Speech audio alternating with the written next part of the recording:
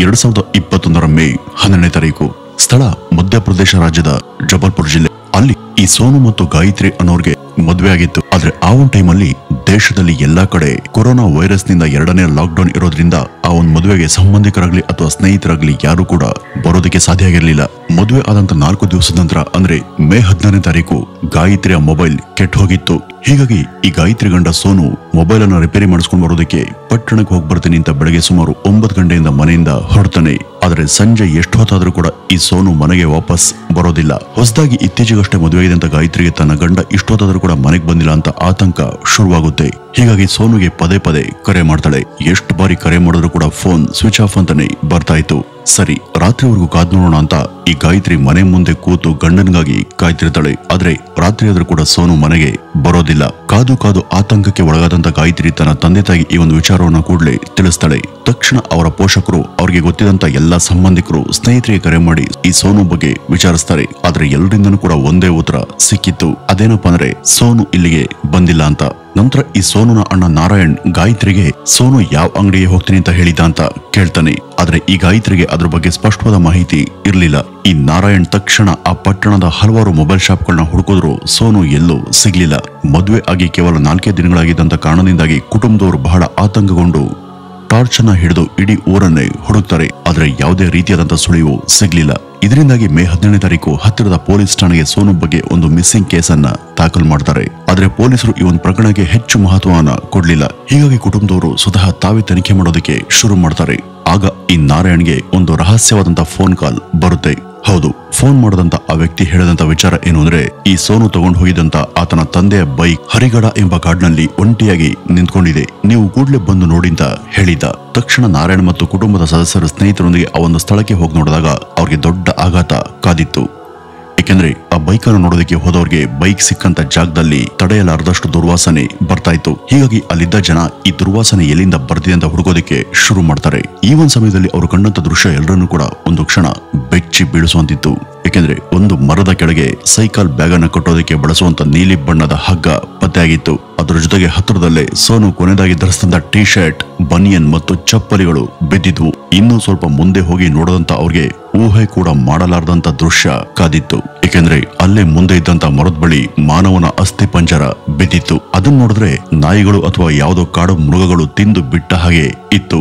ಆ ದೇಹದಲ್ಲಿ ಇನ್ನೂ ಕೂಡ ಕೆಲವು ಕಡೆ ಮಾಂಸ ಹಾಗೇನೆ ಉಳಿದಿತ್ತು. ತಕ್ಷಣ ಆ ಕುಟುಂಬದವರು ಪೊಲೀಸರಿಗೆ ಮಾಹಿತಿ ಕೊಡ್ತಾರೆ. ತಕ್ಷಣ ಸ್ಥಳಕ್ಕೆ ಬಂದಂತ ಪೊಲೀಸರು ಜಿಲ್ಲಾ ಎಸ್ಪಿ ಮತ್ತು ಫಾರೆನ್ಸಿಕ್ ತಂಡಕ್ಕೆ ಮಾಹಿತಿಯನ್ನ ಕೊಡ್ತಾರೆ. ವೀಕ್ಷಕರೇ, ಹೊಸದಾಗಿ ಮದುವೆ ಆದಂತ ಸೋನುಗೆ ಏನಾಯ್ತು? ಆ ಹತ್ಯೆಗೂ ಗಾಯತ್ರಿಗೂ ಏನಾದ್ರು ಸಂಬಂಧ ಇದೆಯಾ? 2021ರಲ್ಲಿ ಮಧ್ಯಪ್ರದೇಶದಲ್ಲಿ ಸಂಭವಿಸಿದಂತ ಈ ಒಂದು ದುರ್ಘಟನೆ ಆ ಕಾಲದಲ್ಲಿ ದೊಡ್ಡ ಮಟ್ಟದಲ್ಲಿ ಚರ್ಚೆಗೆ ಕಾರಣ ಆಗಿತ್ತು. ಬನ್ನಿ ವೀಕ್ಷಕರೇ, ಇವತ್ತಿನ ಈ ಒಂದು ವಿಡಿಯೋದಲ್ಲಿ ಈ ರೋಚಕ ಕೇಸ್ ಬಗ್ಗೆ ಇನ್ನು ಮುಂದೆ ತಿಳಿತಾ ಹೋಗೋಣ. ವೀಕ್ಷಕರೇ, ಅಲ್ಲಿ ಪತ್ತೆಯಾಗಿದ್ದಂತ ಮಾನವನ ಅವಶೇಷಗಳನ್ನ ಭೋಪಾಲ್ ಸರ್ಕಾರಿ ಆಸ್ಪತ್ರೆಗೆ ಕಳುಹಿಸಲಾಯಿತು. ವೈದ್ಯರು ನಡೆಸಿದಂತ ಪರೀಕ್ಷೆಯಲ್ಲಿ ಮಾಂಸವನ್ನ ಕಾಡು ಪ್ರಾಣಿಗಳು ತಿಂದಿರಬಹುದು ಅಂತ ನಿಶ್ಚಯ ಆಗುತ್ತೆ. ಆದ್ರೆ ಅಸ್ಥಿಗಳ ಮೇಲಿರುವಂತ ಗಾಯಗಳನ್ನ ನೋಡಿದ್ರೆ ಅದು ಕಾಡು ಪ್ರಾಣಿಗಳು ಕಚ್ಚಿದಂತೆ ಇರಲಿಲ್ಲ. ಅದ್ರ ಬದಲಾಗಿ ಯಾರೋ ಕಲ್ಲಿಂದ ಅಥವಾ ಯಾವುದೋ ಆಯುಧದಿಂದ ಹೊಡೆದಿದ್ದಾರೆ ಅಂತ ಅನುಮಾನ ಶುರುವಾಯಿತು. ಇಷ್ಟೇ ಅಲ್ಲದೆ ಘಟನಾ ಸ್ಥಳದಲ್ಲಿ ರಕ್ತದ ಕಲೆ ಇರುವಂತ ಬಂಡೆಗಳು ಕೂಡ ಪತ್ತೆಯಾದವು. ನಂತರ ಈ ಒಂದು ಪ್ರಕರಣದ ತನಿಖೆಯನ್ನ ಇನ್ನು ಕೂಡ ಆಳವಾಗಿ ಮಾಡಬೇಕು ಅಂತ ಜಿಲ್ಲಾ ಎಸ್ಪಿ ವಿಶೇಷ ತಂಡವನ್ನ ರಚನೆ ಮಾಡಿ ತನಿಖೆಗೆ ಇಳಿತಾರೆ. ಅವರು ಈ ಸೋನು ಕೊನೆ ಬಾರಿ ಯಾರ ಜೊತೆ ಮಾತನಾಡಿದ್ದ, ಈತನ ಮೇಲೆ ಯಾರಿಗಾದ್ರೂ ದ್ವೇಷ ಇತ್ತ, ಈ ಕೊಲೆಯಲ್ಲಿ ಗಾಯತ್ರಿದು ಏನಾದ್ರೂ ಕೈವಾಡ ಇದೆಯಾ ಅಂತ ತನಿಖೆಯನ್ನ ನಡೆಸ್ತಾರೆ. ಆದ್ರೆ ಅಂತ ಯಾವುದೇ ಸುಳಿವು ಸಿಗ್ಲಿಲ್ಲ.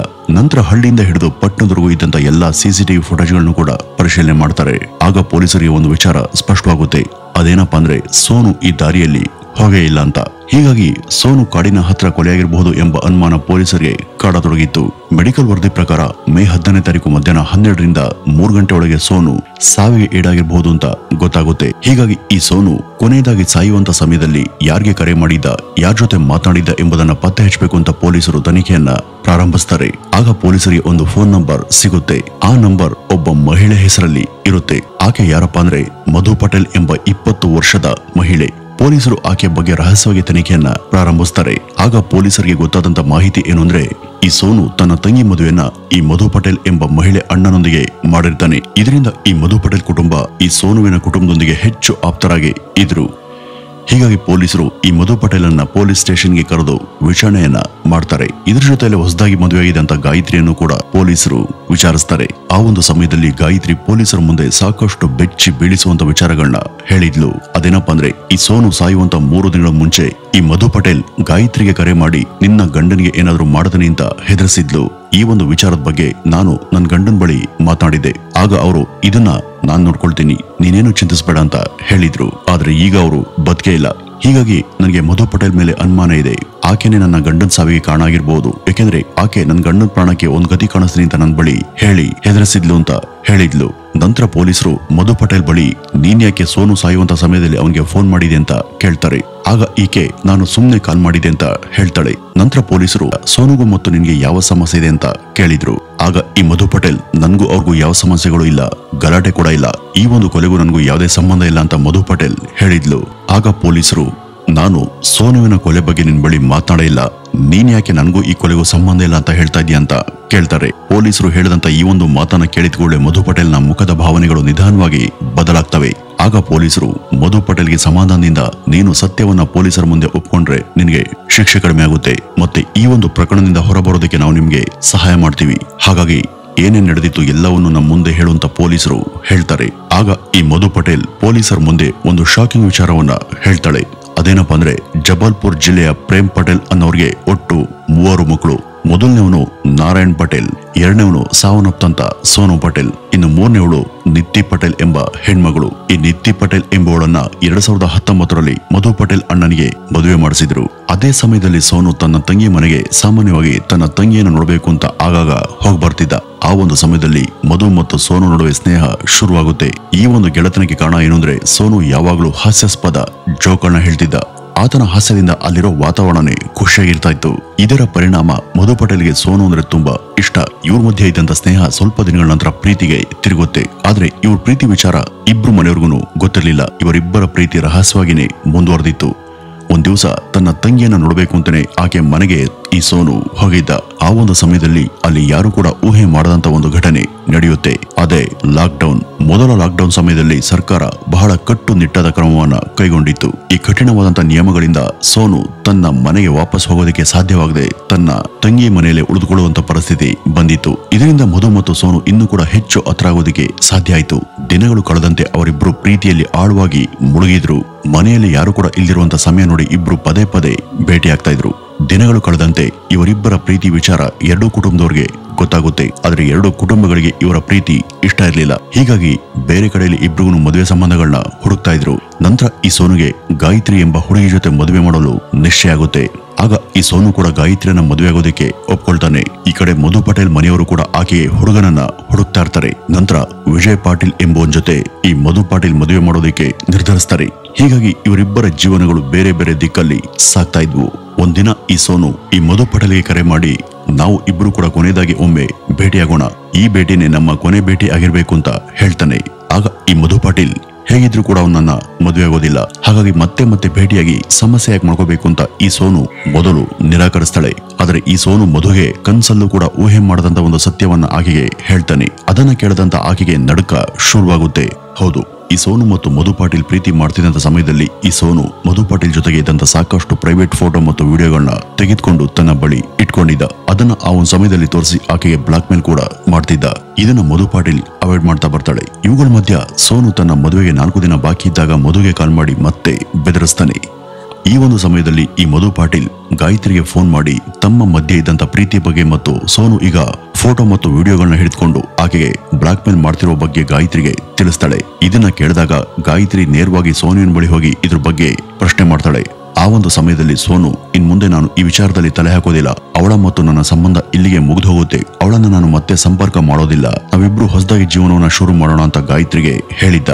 ಅದೇ ರೀತಿ ಮದುವೆ ಆದಂತ 4 ದಿವಸದ ನಂತರ ತನ್ನ ಹೆಂಡತಿ ಗಾಯತ್ರಿಯ ಫೋನ್ ಅನ್ನ ರಿಪೇರಿ ಮಾಡಿಸ್ಕೊಂಡು ಬರೋದಾಗಿ ಹೇಳಿ ಆತ ತನ್ನ ತಂದೆ ಬೈಕನ್ನ ತಗೊಂಡು ಹೋಗ್ತಾನೆ. ಆದ್ರೆ ಮನೆಯಿಂದ ಹೊರಡುವಾಗ ಮೊದಲು ಮತ್ತೆ ಮಧು ಪಾಟೀಲ್ಗೆ ಕರೆ ಮಾಡಿ ಕೊನೆಯದಾಗಿ ಒಂದ್ ಬಾರಿ ನಾನು ನಿನ್ನನ್ನ ನೋಡ್ಬೇಕು ಮತ್ತೆ ದೈಹಿಕವಾಗಿ ನಿನ್ ಜೊತೆ ಸೇರ್ಬೇಕು, ಅದಾದ ನಂತರ ನಾನು ನಿನ್ಗೆ ಯಾವುದೇ ತೊಂದರೆ ಕೊಡೋದಿಲ್ಲ, ನಿನ್ ಜೀವನದಲ್ಲಿ ಮತ್ತೆ ತಲೆ ಹಾಕೋದಿಲ್ಲ ಅಂತ ಹೇಳ್ತಾನೆ. ಆದ್ರೆ ಮಧು ಪಾಟೀಲ್ ಮನಸ್ಸಲ್ಲಿ ಒಂದು ಯೋಚನೆ ಓಡುತ್ತೆ. ಇವನಂತವನು ಬದುಕಿರ್ಲೇಬಾರ್ದು, ಈತನಿಗೆ ತಕ್ಕ ಪಾಠವನ್ನು ಕಲಿಸಲೇಬೇಕು ಅಂತ ಒಂದು ದೊಡ್ಡ ಪ್ಲಾನ್ ಅನ್ನ ಮಾಡ್ತಾಳೆ. ನಂತರ ಈ ಮಧು ಪಟೇಲ್ ಸೋನುಗೆ, ನೀನು ಕೇಳದಂತ ಎಲ್ಲದಕ್ಕೂ ನನಗೆ ಒಪ್ಪಿಗೆ ಇದೆ, ನಾನು ನಿನ್ನನ್ನ ಭೇಟಿಯಾಗೋದಕ್ಕೆ ಬರ್ತೀನಿ, ಆದ್ರೆ ನನ್ನ ಕಣ್ಮುಂದೆನೆ ನನ್ನ ಸಂಪೂರ್ಣ ಫೋಟೋಗಳು ಮತ್ತು ವಿಡಿಯೋಗಳನ್ನ ಡಿಲೀಟ್ ಮಾಡಬೇಕು ಅಂತ ಹೇಳಿದ್ಲು. ಇದಕ್ಕೆ ಸೋನು ಕೂಡ ಒಪ್ಪಿಗೆ ಕೊಟ್ಟಿದ್ದ.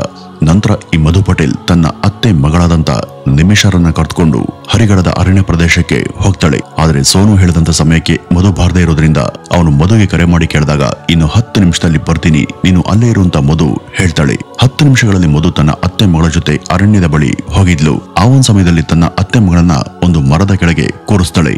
ಅಲ್ಲಿ ಮಧು ಸೋನುವನ್ನ ನೆಲದ ಮೇಲೆ ಮಲಗಿಸಿ ಮಧು ಸೋನುವಿನ ಜೊತೆ ಪ್ರೀತಿಯಿಂದ ಇರುವಂತೆ ನಾಟಕ ಮಾಡ್ತಾಳೆ. ಸೋನು ಮಧು ಜೊತೆಗೆ ಮತ್ತೆ ಶಾರೀರಿಕ ಸಂಬಂಧವನ್ನು ಬೆಳೆಸಬಹುದು ಅಂತ ಬಹಳ ಸಂತೋಷದಿಂದ ನೆಲದ ಮೇಲೆ ಮಲ್ಕೊಂಡಿದ್ದ. ಆದ್ರೆ ಮುಂದೆ ಆಗುವಂತ ಅನಾಹುತದ ಬಗ್ಗೆ ಆತನಿಗೆ ಅರಿವೇ ಇರಲಿಲ್ಲ. ಈ ಮಧು ಪಟೇಲ್ ಸೋನುವನ್ನ ಕೊಲ್ಲೋದಕ್ಕೆ ಮಾಡದಂತ ಪ್ಲಾನ್ ಇದೆಯಲ್ಲ, ಇದು ಯಾವ ಸಿನಿಮಾಗಿಂದನೂ ಕೂಡ ಕಡಿಮೆ ಇಲ್ಲ. ಆ ಒಂದು ಸಂದರ್ಭದಲ್ಲಿ ಮಧು ಪಟೇಲ್, ನಾವು ಹೊಸದಾಗಿ ಒಂದು ಪ್ರಯೋಗ ಮಾಡೋಣ, ನಾನೀಗ ನಿನ್ನ ಕೈಕಾಲುಗಳನ್ನ ಮರಕ್ಕೆ ಕಟ್ತೀನಿ, ನಿನ್ನ ಕಣ್ಣನ್ನ ಮುಚ್ಚುತ್ತೀನಿ, ನಂತರ ನಾನ್ ನಿನಗೆ ಏನ್ ಮಾಡ್ತೀನಿ ಅನ್ನೋದನ್ನ ನೀನು ಯೋಚನೆ ಮಾಡು, ಇದು ಸಕ್ಕ ಥ್ರಿಲ್ಲಿಂಗ್ ಆಗಿರುತ್ತೆ ಅಂತ ಹೇಳ್ತಾಳೆ. ಈ ಒಂದು ಮಾತು ಸೋನುಗುನು ಸ್ವಲ್ಪ ವಿಚಿತ್ರವಾಗಿ ಕಂಡ್ರು ಅವನು ಕೂಡ ಇದಕ್ಕೆ ಒಪ್ಕೊಂಡಿದ್ದ. ಅವನ ಒಪ್ಪಿಗೆಯೊಂದಿಗೆ ಮೊದಲಿಗೆ ಅವನ ಕೈಕಾಲುಗಳನ್ನ ಕಟ್ತಾಳೆ. ನಂತರ ಮಧು ತನ್ನ ಪಕ್ಕದಲ್ಲಿದ್ದಂತ ಚೂಪಾದ ಕಲ್ಲನ್ನ ಎತ್ತಿ ಸೋನುವಿನ ತಲೆಗೆ ಭಯಂಕರವಾಗಿ ಹೊಡೆದಿದ್ಲು. ಕೋಪಗೊಂಡಂತ ಕಾಡು ಮೃಗದಂತೆ ಮಧು ಪಟೇಲ್ ಒಂದೇ ಹೊಡೆತದಲ್ಲಿ ಅವನ ತಲೆಯನ್ನ ಪುಡಿ ಪುಡಿ ಮಾಡಿದ್ಲು.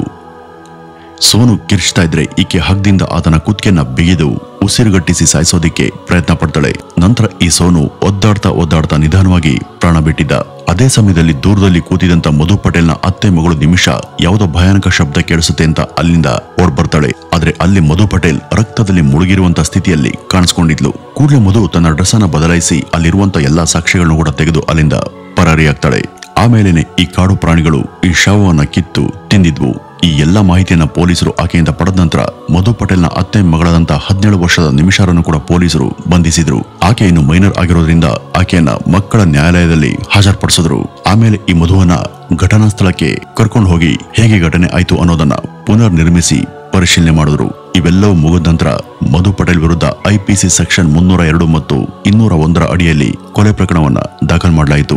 ಆಕೆಯನ್ನ ಜೈಲಿಗೆ ಕಳುಹಿಸಿ ಬಂಧಿಸಲಾಗಿದೆ. ಆದ್ರೆ ಈ ಒಂದು ಕೇಸ್ ಇನ್ನೂ ಕೂಡ ನಡೀತಾ ಇದೆ. ಮುಂದೆ ಆಕೆಗೆ ಯಾವ ಶಿಕ್ಷೆ ಆಗುತ್ತೆ ಅಂತ ಕಾದು ನೋಡ್ಬೇಕಿದೆ. ಇಲ್ಲಿ ಸೋನು ತಾನು ಪ್ರೀತಿ ಮಾಡದಂತ ಹುಡುಗಿಯ ಪ್ರೈವೇಟ್ ಫೋಟೋಗಳು ಮತ್ತು ವಿಡಿಯೋಗಳನ್ನ ಸೆರೆ ಹಿಡಿದು ಅದನ್ನ ಆಕೆಗೆ ತೋರಿಸಿ ಬ್ಲಾಕ್ ಮೇಲ್ ಮಾಡಿದ್ದು ಖಂಡಿತ ತಪ್ಪು. ಹಾಗೆ ನೋಡಿದ್ರೆ ಇಲ್ಲಿ ಸಮಸ್ಯೆ ಶುರುವಾಗಿದೆ ಇವನಿಂದ. ಈ ಸೋನು ಮಾಡದಂತ ನೀಚ ಕೆಲಸಕ್ಕೆ ಮಧು ಪಟೇಲ್ ಸರಿಯಾದ ಶಿಕ್ಷೆಯನ್ನೇ ಕೊಟ್ಟಿದ್ದಾಳೆ ಅಂತ ನಿಮ್ಗನ್ಸುತ್ತಾ? ವೀಕ್ಷಕರೇ, ಈ ಒಂದು ಘಟನೆಯಲ್ಲಿ ನಿಮ್ಮ ಅಭಿಪ್ರಾಯಗಳನ್ನ ಕಮೆಂಟ್ ನ ಮೂಲಕ ತಪ್ಪದೆ ತಿಳಿಸಿ ಅಂತ ಹೇಳ್ತಾ ಈ ಒಂದು ವಿಡಿಯೋವನ್ನ ಇಲ್ಲಿಗೆ ಮುಗಿಸೋಣ. ನಮಸ್ಕಾರ.